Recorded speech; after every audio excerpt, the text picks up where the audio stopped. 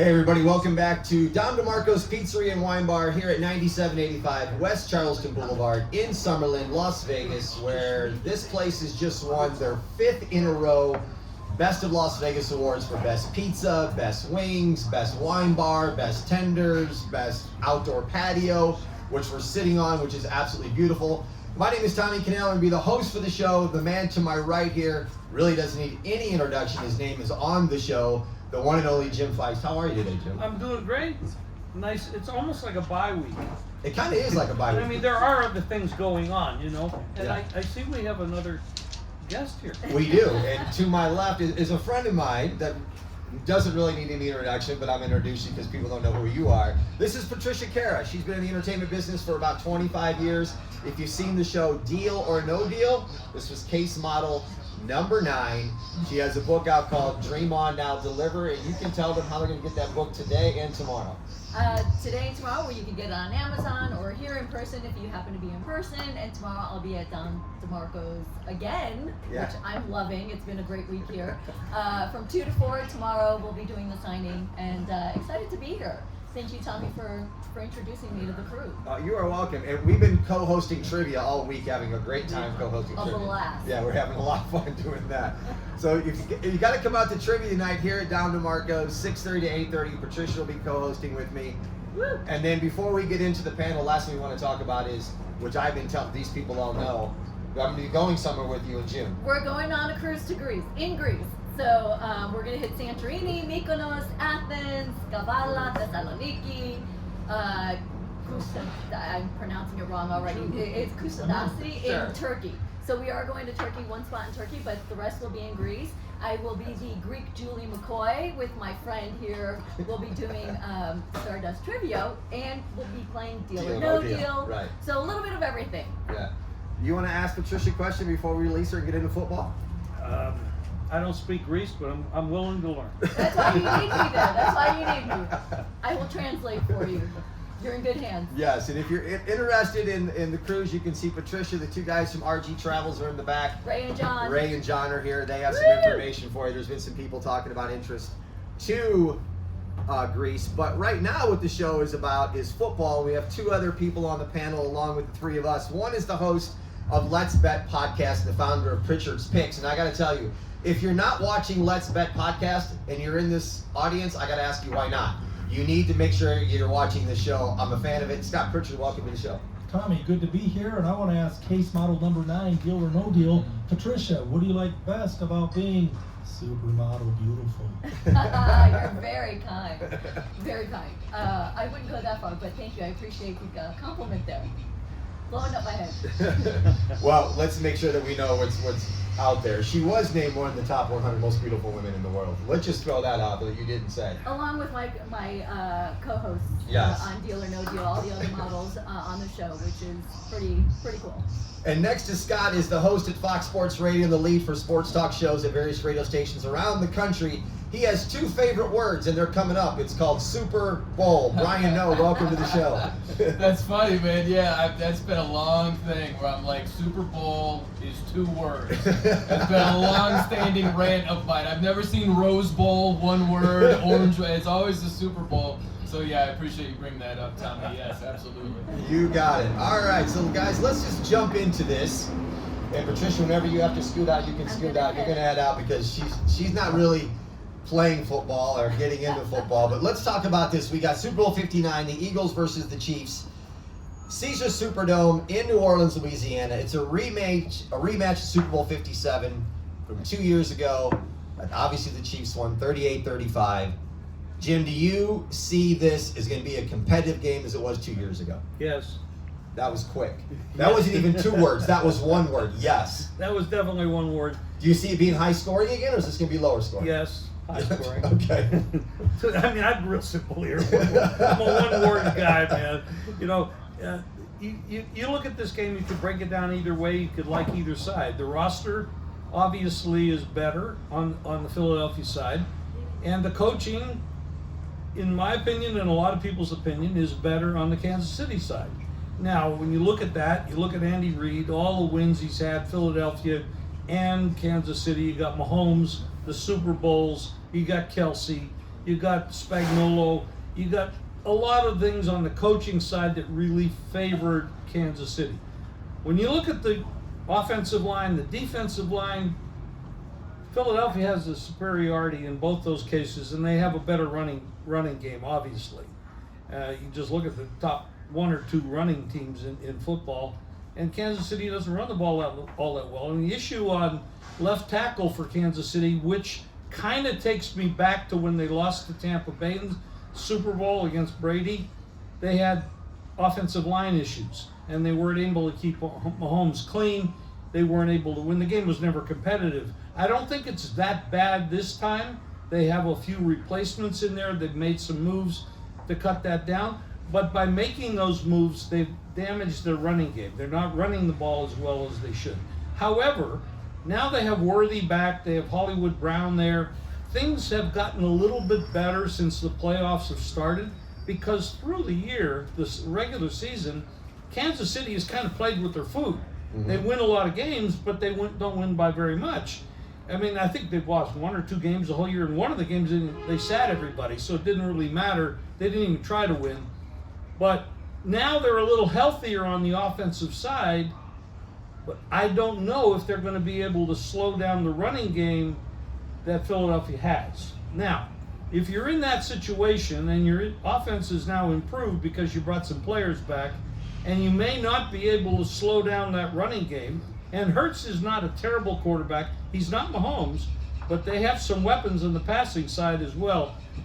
I don't think Kansas City has a choice but to try to score a lot in this game. Now, they did score over 30 last week, which they had not been doing all year long. So I'm looking for a very high scoring game here in the 60s.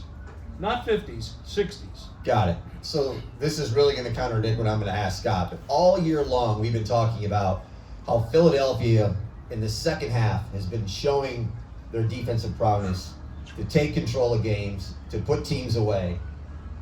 Can this exact situation happen in the Super Bowl? Well, come second half, Philadelphia makes some adjustments and just wears down Kansas City. Anything is possible. I respect the Philadelphia Eagles. I respect what they've done. They are hot. But I also am a big believer in history having a way of repeating itself. And the fact is, these two teams just played 2 years ago, and the Eagles led 24-14. But because of the greatest coach on the planet, Andy Reid, Chiefs had 2 wins when he came to town. Let us not forget, boys and girls and members of the jury. The fact is, the Chiefs, because of the X's and O's and the in-game adjustments that Reid made, down 10 points at halftime, came back to score every single possession in the second half to steal that game. Last year I was at the game, minus the $9,300 I paid for the ticket. It went overtime. You mean you didn't get a comp? I did not. I didn't know Feist as well as I do now, so maybe next time I'll get the comp. But the fact is, they were down 10-zip in that game. In-game adjustments, winner, steak and lobster dinner. They came back to win in OT. And even the first time they played the Niners in the Super Bowl just a few short years ago, they were down with 6 minutes to go. And because of the in-game adjustments, they outscored the Niners and Shanahan 21-zip. So to your point, Tommy, great question. I respect the Eagles. I respect what they are doing, but their strength goes right into the teeth of that defensive front, the strength of the Chiefs, and who the heck has had success running the ball against KC? You're giving Reid 2 weeks to prepare, exactly. Take out, negate, neutralize Barkley. I love Barkley, but again, you're not playing Washington. You're playing the world beaters, the Chiefs. Ryan, I'm going to ask you this because this was a question asked to me, and I'm curious to what your answer is to this. If Mahomes wins 3 in a row, does he go above Tom Brady? No, absolutely not. Still that was quick. I mean, we got quick answers today. You got Still work to be done, but that's a big thing where we don't know where it's going to end up for Mahomes. How many rings he ends up with? Where if someone asked me the question, if he ends up with fewer rings than Brady, could he still be recognized as the GOAT? And I said, yeah, it's possible, but he's going to have to check a few boxes that Tom Brady didn't. And one of those boxes would be a 3-peat. That's something nobody else can talk about having. And if Mahomes is able to do that, I think that could potentially, in the minds of some, when it's all said and done, sway the argument in his direction. So, yeah, I think that it would be a big deal for him as he's building his resume, but there's no way having, what, would that be his 5th ring? Yeah. 4th ring? 4th ring. 5th. 4th?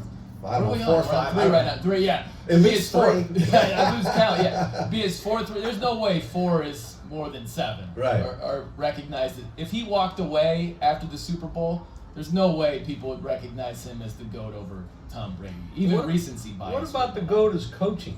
You got Belichick, who all he did in his great career, and now you start talking about Andy Reid and what he's been able to do, not only in Philadelphia, but now in Kansas City. Who's the GOAT as the coach? Yeah, I still think it's Belichick, even with a win, but a lot of people would disagree with that. A lot of people would, because recency bias, a 3-peat, the likability factor. I mean, who dislikes Andy Reid? That's very true. Right now, the Eagles. Well, yeah. The rest of the NFL. Let me ask you guys this. This is a question brought up a couple weeks ago, and I decided to hold it until now. And it was a conversation, I think it was brought over here by one of the guys in the audience. And Crack said he didn't know anybody that did this. Jim didn't know anybody who did this. The referee for the game is Ron Torbert. Do you guys ever look at the officiating crew to make a decision on what side you're going to bet? Crack said he's never heard anybody doing it. Jim said he really doesn't. Scott or Bryan, do you guys ever look at any of this stuff? I look at in the NBA whenever Foster is reffing a Chris CP3 game, they've gone 1-13 ATS against the number because there's a vendetta. These two guys don't like each other. But in regards to your question, per the NFL, no. Okay, Bryan? Typically not. My favorite stat was the NFC Championship game. Remember the Saints and the Rams a few years ago? And Bill Vinovich was the ref. And there were all these Rams fans that were signing a petition to get him off of the game because the Rams were 0-8 in the games that Bill Vinovich was Chris, the did you lead sign ref. that? He's a Rams fan. And then that was the game where it was the obvious pass interference call that wasn't called on the Rams. So it was just hilarious. All these Rams fans wanted Vinovich off of the game because of the history, and then they benefited from the biggest no call in the history of the NFL. So to answer your question, no, I oftentimes don't look at the officials. Scott, I'm with you for college basketball that I look at in depth. There are referees that I look at, and if they're on the game, they're going to call a lot of fouls because they like to blow the whistle. So that is something I look at in that sport, but in the NFL I haven't heard. I thought it was a great question, especially at the Super Bowl, if somebody thinks one way or the other. But what do you have there, Jim? Well, I want to present this. This is a interesting. I wish this was my ticket, but I wasn't smart enough to do this. Is this Ray's? No. Oh. This is Scott's. here. Scott. In September, he made a bet, and it says the Chiefs versus Eagles. Chiefs to win. He bets $4,000 at 55-1. Ooh. Which pays $224,000, ladies and gentlemen. We're rooting for you, This Scott. is somebody that stepped up and put $4,000 on this back game 5 after It was they after won. week 5 because I knew the Chiefs had a tough schedule early, but I thought they'd have the inside track as the number 1 seed. Instead of betting +2, +3 to 1 to win the AFC, I was anti-Niners, anti-Dan Gamble and the Lions. I felt the Eagles would ultimately win that division, maybe slide in as a number 1 or 2 seed, and winner, steak and lobster dinner, because right now the word of the day is hedge! Let me tell you something. Amen to that. But that's somebody what we're talking about here. We have a lot of very good people on this panel every week, and I'm proud to be part of that. And this is the gentleman that stepped up and put real money on his vision. Let's call it a vision and his analysis. And he stands to win $224,000, and he's going to hedge this, and I'll guarantee he's going to make at least 50. Bill? Crack, hold on. I want to know, this has been a big conversation of mine. And by the way, Steve Pheasant just walked in. We've talked about this over the years. What number do you hedge? You know, I'm hearing, he doesn't even know I'm going to say this.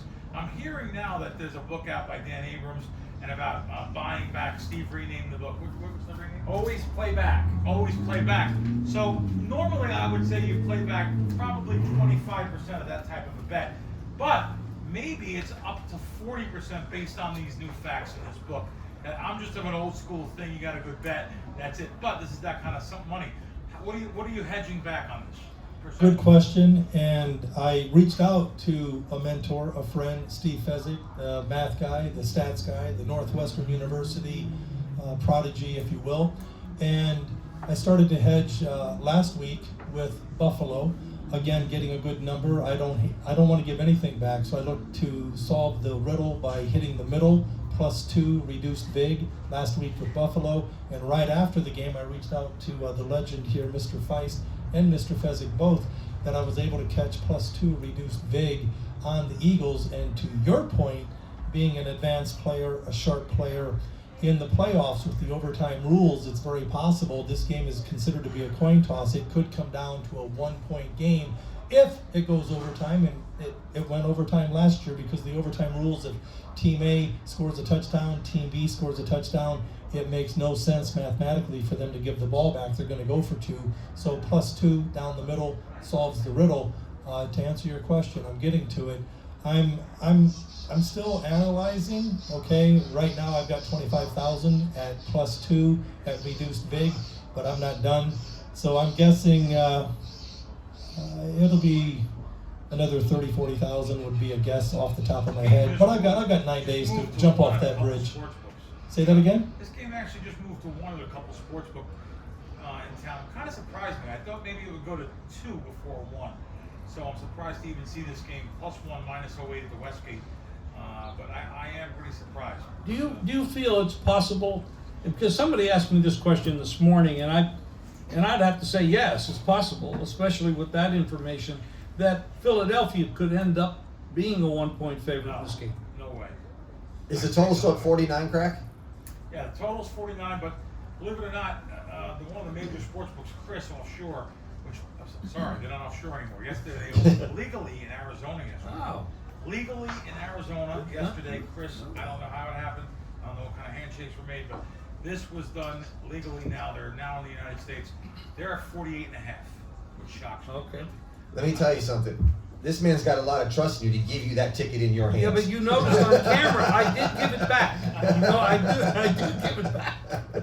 I want to ask you guys about, there's a lot of prop bets. I mean, there's hundreds, if not thousands of them out there. Brian, let me ask you, is there any specific prop bet that you're interested in more than another? Well, I start with just advantages, right? That's the first place I look at, and I can't get over seeing the Zach Ertz show last week against Reed Blankenship, who had no answer for him whatsoever all game long. So I immediately think well, that's going to be Kelsey matched up against Reed Blankenship. Advantage Chiefs, big time, and especially after Travis Kelsey did nothing, you're getting it at a little bit of a lower number, because last week it was around 68 to 70. Now it's 64.5. So you're getting Travis Kelsey at a discounted rate after 2 catches and 19 yards. That's one place that I look at is, you've got a collection of B receivers outside of Xavier Worthy. Where's Mahomes going with the football? He's going to look at 87. So I would expect Travis Kelsey, if he's on Reed Blankenship, and he will be a lot of the game, that's where Mahomes is going to look often. Scott, are you in on any props? I love props. In fact, I think that's where the real value is in betting this game, because for all intent and purpose, there are no secrets. This game is magnified 1 game, 2 weeks.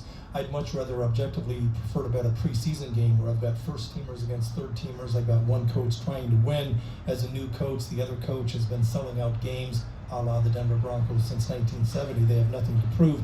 If you have a quarterback controversy, 3 guys competing for the top spot, the other team is playing their cheerleaders after Tom Brady and or another stud horse quarterback exits the game. But there is value in betting props, and it's a matter of cherry picking your spots, spotting your picks, never picking your nose. I'm going to go with Tony the Great Gordon shared with me a play a couple of days ago, and I get it. And my personal analysis of this game, Tommy, is as good as Barkley is, he's a stud running back. But you're giving Andy Reid 2 weeks to prepare for this guy, and you're playing into the strength, the teeth of that rush defense for KC. I can't recall anyone really having a good running game against KC. So respectfully and objectively, I think they're going to attempt to neutralize the running game. good luck one way or the other, but I think Barkley receptions over Red Rover, 1.5 minus $1.65. See the cashier.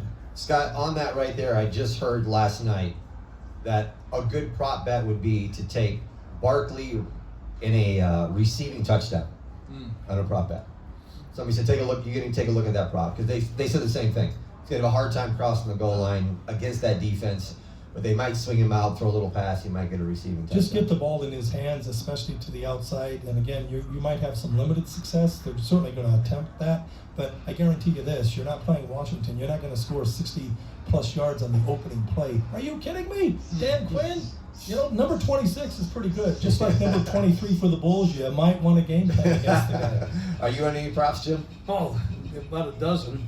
But I do like Worthy, receiving yards and receiving attempts. I do like Barkley to get over 11.5 and moved up to 13.5 yards receiving. I bet Kansas City over 24.5 in the game and went up to 26.5. There's a lot of props. And they keep moving. I mean, the lines are going to continue to move. Probably going to get too high by game time, and you might want to come back on some unders because the public's going to bet everything over. And but there's a lot of great props out there. I want to get into some coaching changes. It's a good week to talk about. There's been a lot of them going on, and I want to start with you, Jim. With the Dallas Cowboys, what's your thought about them hiring Bryan Schottenheimer? I think Jerry Jones should have retired 30 years ago from being a coach, and he's ruined that team. I mean, you can't fault the guy. You know, made a lot of money. He is the most expensive franchise in the game, but I don't think he cares about winning anymore. I mean, it's ridiculous. He didn't add anything last year's team, and they really had a bad year. And he didn't do anything again this year. I think he's gotten to the point where he's just tired of chasing the ring, and he's going to eventually turn it over to his son to do something. But it's just a bad situation down there. And in that division, you got Philadelphia and Washington, clearly better teams than Dallas at this point. And the Giants, I mean, they're still a dumpster fire. So but those two teams will fight for fourth in that division and won't make the playoffs again next year. Let me ask you this in a follow-up, because you have said this before. Is this a hire that he could put somebody in that he can control? Oh, absolutely. He doesn't want to hire anybody he can't control. Right. Absolutely. Scott, let me ask you about Pete Carroll coming here to Vegas with the Raiders. What's your thoughts? Well, the guy's an antique. But with age comes wisdom. At least that's what Feist keeps telling me. And he speaks. I have to defend myself. Well, Pete Carroll, the fact is, September 15th, he'll be 74 years old. But I have to say, anything over Antonio Pierce is an improvement. So it's a great opportunity for Carroll to shine in this situation. I was anti-Pierce from day one. I've been saying it for the past year and a half. This guy was never even a defensive or an offensive coordinator, and he was handed the job initially as an interim. And you're always going to get a spike after there's a firing. But I remember my girlfriend and I went to a Raiders game on a Thursday night last year, a division game against the Chargers, and the Raiders set a franchise record 63 points. I think it was 63-21. But this clown of a coach, Pierce, was using trick plays, running up the score against a division rival. Are you kidding me? There was an outside chance they could have made the playoffs. Why would you show that in a meaningless game against a division rival? But Harbaugh and the Chargers got the last laugh because they steamrolled and kicked their ass not once but twice this year. Carroll, I'm a big fan with the exception of what were you thinking? Were you stoned? Were you drinking? Not giving the ball to beast mode? INT against the Pats? Other than that, he's a very good coach. I still think they got some work to do. They got some pieces they got to fill. They got a lot of pieces they got to fill. I mean, is he going to be the right guy? He might be if they have a younger team with older wisdom. We'll see. Bryan, what's your thoughts about Ben Johnson to the Bears? I like that move. You've got a legitimate chance for Caleb Williams. I don't want to say to get fixed. That makes his rookie year sound like much more of the failure than it really was. I think that Caleb Williams is still capable of being a good NFL quarterback. It's just we saw what everybody worried about play out his rookie year, which was too much ad-libbing. You got to throw the ball on time. And he's just doing too much sandlot stuff. And I think Ben Johnson, if he's able to get Caleb Williams to not get rid of all ad-libbing, I'm not sitting here telling you all ad-libbing is bad, but it's like drinking. You know, if you want to be a social drinker and have a couple of pops here, okay, fine. You don't want to be doing keg stands all night. You know what I mean? You can't ad-lib as much as Caleb Williams does. So if Ben Johnson is able to get that sort of out of his system, or at least decrease it, is what I'm getting at. Yeah, I think the Bears can be successful. I think that Jaden Daniels was just so successful in Washington, it made Caleb Williams' rookie year look even worse than it really was. I've seen some people online compare a couple of stats where it's like, yeah, you could compare Caleb and Jaden in certain categories, and they're like, what's the difference? It's like, if you watched football, you can absolutely see a difference. But Caleb Williams is not broken. I think he has a lot of talent. Ben Johnson certainly knows what he's doing.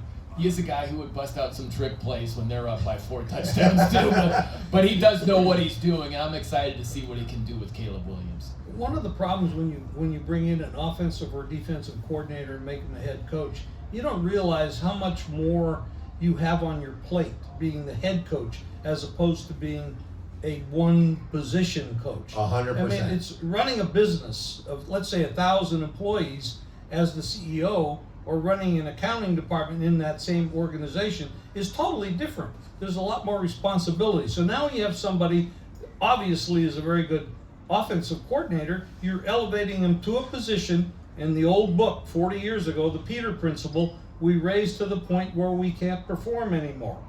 That happens to a lot of people that are elevated. When you asked about Pete Carroll, you're talking about a 74-year-old man. I think that's young. He's a lot younger than I am. And he did it in college. He did it in the pros. He did it in the Super Bowl. He won one Super Bowl, could have won another except for that bonehead call that he made. But he is a good organizer. He's a culture guy. He will change the Raiders from being a dumpster fire to being a rebuilding team that's going to progress over the 3-year contract that he has. So that's positive. I don't know about Johnson. He's never done it. He did it at an offensive side. Now he's got to have a defensive coordinator. Now he has to have somebody else to manage the offense as well as what he will do, because he's going to have other responsibilities. I can never really fully bet on somebody coming from a position like offensive or defensive coordinator and make him a head coach, because a lot of them fail. More than don't. Okay, then let me go here. The Jets. Well, that's a mess. Aaron Glenn, is he the right coach for Aaron Rodgers? I don't think anybody's the right coach for Aaron Rodgers. Aaron Rodgers has got to coach himself. He's got, egomaniac. He's got one of the greatest arms ever. Limited success. He was supposed to be a lot better and succeed more than he did over his career. But he's a different kind of guy. He's a free spirit. He's got to go into a dark tunnel every once in a while and get himself back. And God bless him. He was born with a lot of talent. He's a good-looking guy. He got money. I think his career is over, personally. I don't think he wants to work that hard to be successful and to win championships. Glenn going back to the Jets, he played for them once. I mean, it's back. He's going back home. That franchise is a mess. There are franchises that are a mess. And they've been that way for 20, 30 years, and they're not going to change overnight. Scott, one of the other teams that's got a lot of work to do in rebuilding is the Patriots, and they go get Mike Vrabel. What do you think about him? Is he the guy to bring this team back? Well, it's not going to happen overnight. I mean, they did make some strides. I was not anti the guy they just had replacing the legend Belichick. Jared Mayo. Yeah, exactly. I mean, he used to play for the team as the new guy now, obviously, as well. But he did make some bonehead decisions. And Patriots, man, what a difference a week makes. I mean, they looked like world beaters when they went into Cincinnati and beat the Bungles, but that was 100 years ago. The coach has since gone. They bring in the new guy. And the fact that, you've got May, the QB, I think their future it's going to take some time, But the good news is expectations are low, so he should be fine, given enough time. Ryan, what do you think about Liam Cohen for Jacksonville? Man, how weird was that whole thing? I mean, great point. Great point. the Duval was as awkward as it can get. Leading up to him being the head coach was as chaotic as it can get. Like, what was that? What was Shad Khan thinking holding on to Trent Baalke in the first place? And Liam Cohen was like, no, I'm good. I'm just going to stay here in Tampa. And then Baalke's out of a job, and then Cohen's there in Jacksonville. It doesn't take a rocket scientist to connect the dots there, right? Like, I don't know why Trent Baalke wasn't out of a job sooner than that. It's been such a weird path for Liam Cohen, where he's at Kentucky, then the Rams, then Kentucky, then the Rams, then Tampa, now Jacksonville. Man, you talk about a grease fire. And Trevor Lawrence, listen, a lot of people were big believers in him. And I thought he was going to be a really good NFL quarterback, and we've yet to see it. I think a lot of stability with an organization starts with the quarterback. Like, a lot of people say it's ownership, and that's true. But Jim Irsay is not a stable owner, and that was a stable franchise with Peyton Manning, okay? And so I think that you can have chaotic ownership. You got to have the quarterback. There's no denying that. And I'm not sure Jacksonville has that right now. I don't know that Trevor Lawrence is enough to compensate for some chaos around him. He certainly hasn't been thus far. No. So Liam Cohen, he's got his work cut out for him, and it could not have started off any rockier. And we're not even close to week 1, and it's already rocky. On the heels of it being rocky with Urban Meyer and then Doug Peterson, I just don't have high expectations for Jacksonville at all. How could you? Yeah. Jim, who's the Saints going to get? What I think Did they hire somebody today? I haven't heard. I haven't heard anything, but I would expect it to be the offensive coordinator for Philadelphia. Yeah. You think that's where they're going? You heard the same thing, Scott?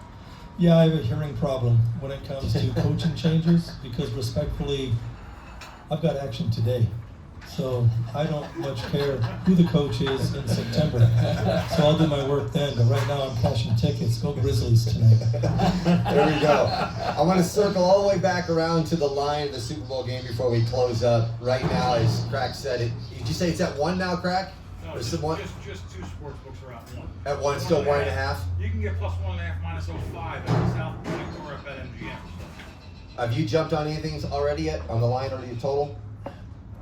I like the total. I bet it over 48.5. I probably should have gotten it sooner. There were some lower numbers, but then I went up to 49.5, which I'm happy I didn't have to do that. I have Kansas City, and the only reason I have Kansas City is because Scott said he'd beat the heck out of me if I bet on the other side, and he's bigger than I am. So I said, okay. No, actually, I like. I'm going to go with the coaching. I like the coaching. I realize that Philadelphia, on the surface, has the better offensive line, better defensive line, and they look very tough. And I don't know if Kansas City can manage that, but the coaching staff for Kansas City has done that before. They seem to find a way. And Mahomes, I'm going to take Mahomes over, Hurts. I'm going to take Andy Reid over Sirianni. I'm going to take Spagnuolo.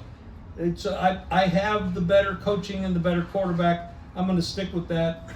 Hope for the best. As you asked me when you came in today. But I'm not laying the points. You can't lay the points because of that overtime rule. You have to bet the money line. As you asked me when you came in here today, who's going to win? And I said, if you put a gun to my head, I'm taking the Chiefs until somebody proves me different. Right. So that's where I'm at. Scott, are you same thing? Are you on the money line on this?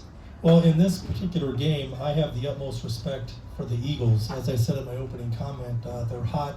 A lot of different ways they can beat you. But I like to go with proven winners, duplicatable process. And the odds makers, I respect the odds makers, okay? Their job is way tougher than mine. I get to cherry pick my spots, spot my picks. They have to put out side, total, money line, not to mention a myriad of props. I'm telling you that they're saying, forget what I say, the odds makers are saying, it's a coin toss. Eagles are a small favorite. And what does that tell you in English? I'm glad you asked. What that means is it's a one-possession game. And you never bet on a trend to end. The Chiefs, Andy Reid, Patrick Mahomes, in one-score games, 17 consecutive wins. And, God forbid, the Chiefs are down at half. Jimmy Crack Corn, I don't care. Because the Chiefs and Reid have the opposition right where they need them. No one is better with him. He's the opposite of a Ty Lue. This guy can coach in game with adjustments. So even if they get down, no need for concern. To Mr. Jim Feist, the living legend, not my words, the words of the New York Post, the New York Times. Are you kidding me? Living legend. I'm telling you. So the Chiefs have come from behind in countless Super Bowls because of coaching. It's not going to change here. Bryan, you the same way? Chiefs? I so want to bet the Eagles, but every time I think about doing that, I'm like, I would be betting against Mahomes and against Andy Reid and against Spags, and I would be betting on Hurts and Sirianni. That's what I would be doing. So you don't put, then you stop your money from going to the Eagles. Yeah, so it's like, I mean, listen, if you're that strong but you just can't quite get there, there are other ways to attack the game. No Sure. one says you have to pick a side. If you were, I'm like you. If there's a gun to my head, I'm like, okay, I'm going with the Chiefs. But there's no gun to my head. I don't have to go with the Chiefs. I could go in many different directions if I don't feel as confident with that particular pick. But everything that these guys laid out is true. 17 one-possession games that the Chiefs have won in a row. Someone put the stat out where they would give another team that's in the ballpark of the Chiefs, not a bottom feeder, like a good team, maybe Ravens, something like the Bills. They gave them a 0.1% chance of doing the same thing. 17 straight one-possession wins. That's pretty special. That's really special. And then you think about being on that stage and being comfortable in those moments. It was just last year, the Chiefs are down in overtime, you know? And they found a way to win. My favorite thing about the AFC title game was when Dalton Kincaid didn't catch the pass. It was Chris Jones. He had his helmet off, and it's like a post-game handshake with Deion Dawkins. The Bills still had 2 timeouts. The game's not over, and Chris Jones is acting like the game is over. So, yeah, I'm not running to the window to bet the Eagles. I want to because they have the better roster, but I just can't go against the Chiefs. Before we close up, I want to make sure that I mention J-Lore Wines. We're going to be giving away 3 bottles of wine, compliments of Jake and J-Lore. Jake had to leave early, but we want to make sure we give a shout out to J-Lore. Next week on the panel is going to be Albert's brother, Mike Scalliott. He's going to be joining us, and Chuck Edel's going to be with us next week here on the show. Any questions out there from the audience before we close up today? I got a quick one for you. Go ahead, Ray. You know it's going to be a long day for Blankenship. You said that, right? You guys agree? I'm looking at even money right now. Tackles and assists, 6.5. And we'll touch the over on it. And it's going to be a long day for Mr. Blankenship. I want to know what your sentiment is on that. We'll taste it. I can't disagree with your assessment. Good luck. I hope you cash. Yeah. I got a question for Bryan. Albert, go. You said there's other ways to tackle this Kansas City game. Give me one, your best other way. He wants a different way to tackle the game, Bryan. I like the over. Oh, you like the over? Yeah, Okay. I think they're going to be a lot of points. One of the easiest way I think about this is ask yourself how many points you think the losing team is going to score, right? Like, is the losing team capable of scoring, say, 24 points? I say yeah. If that's true, you're basically home free, right? So I have a hard time seeing the losing team scoring south of 20. I just don't see that happening. I think there's far too much firepower. I think what the Eagles bring to the table, I think with the Chiefs, Mahomes going to have to throw it. I don't know how successful their running game is going to be against that Eagles front. So I think Mahomes going to have to throw it quite a bit. I think they're going to be a lot of points. So if you think it's going to be a track meet or a higher scoring game, I would look to the prop market, certain places for overs, and the over of the game. I feel more confident about that than a particular side. I think Scott said it before also, there are many ways to beat the game as well. Looking at the props in a game that looks like this, it's so tight, and it's hard to, you can make a case for either side. And there's also in-game wagering that we don't talk about maybe enough. And I know somebody here that said sometimes on a full card they might have 100, right? That's Mr. Fezzik. In-game wagers. You had a question too, Steve. Go ahead. You can bet player props. So I had an epiphany driving over here. So I want to get the opinion of the panel here. So I'm going to buy a house. I like to look at comps, right? What's the house next door? What's it valued at? Well, we just saw Kansas City play Buffalo, and I think Philly's better than Buffalo by a hair, by just a tiny amount. But even if they're equal, Buffalo was pick 'em against Kansas City. Came down and picked. You could play Casey a pick, and Casey was home. Now Casey's not home anymore. Now Casey's on a neutral, and they're playing a better team. How in the world, if all these pros that were betting the most money, if they drove Buffalo to pick on the road, they got to drive Philly in the Super Bowl to pick, right? Great point. I think part of it has to do with history having a way of repeating itself, and it's also the Reid, Mahomes, the top two leaders of that team. And when I look at Kansas City coaching, to Mr. Feist's point, Sirianni, I like him, I respect him. But 2 years ago in the Super Bowl, I'm in the VIP section with my buddy David at the sports book, and the national anthem had just played, and the fighter jets flew over. It was an emotional moment for everyone, but Sirianni, the coach, elephant tears streaming down his face. And I said, David, this dude is an emotional wreck. I don't want to go to war with this guy.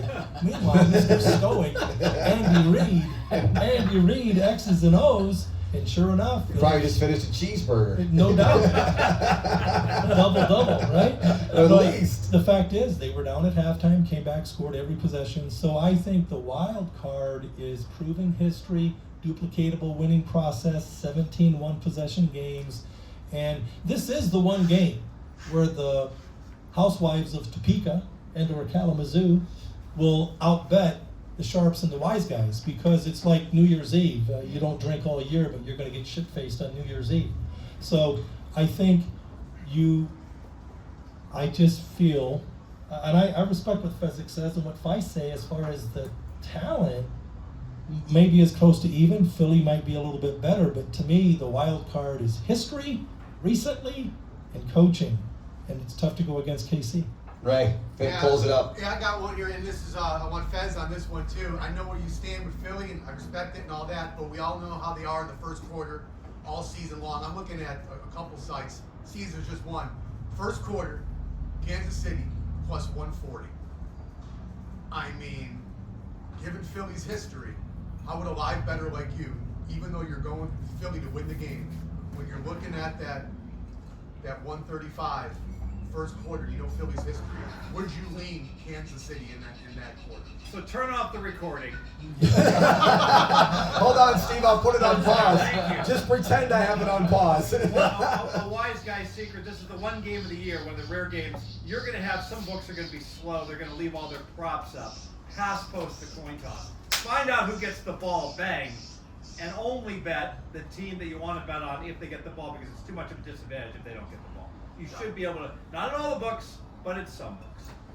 That's what I do consistently as one of my countless unfair advantages is, Tuesday at a sports book, a guy says, I like the Bears plus 3.5 for Sunday. I say, dude, who gets the ball first? He says, I don't know. I said, why not bet the Bears plus 3.5? It only takes one place to not shade it that way once you know who's getting the ball first. So plus 140 on the surface seems like a great idea, but if Philly gets the ball first and they eat up 7-8 minutes of the clock and it's 7-zip, I would not bet the first quarter or the first half. We know the second half they shade it, but oftentimes they don't for the first half. So I would never bet a first quarter unless I know who's getting the ball first, to Fezzik's point.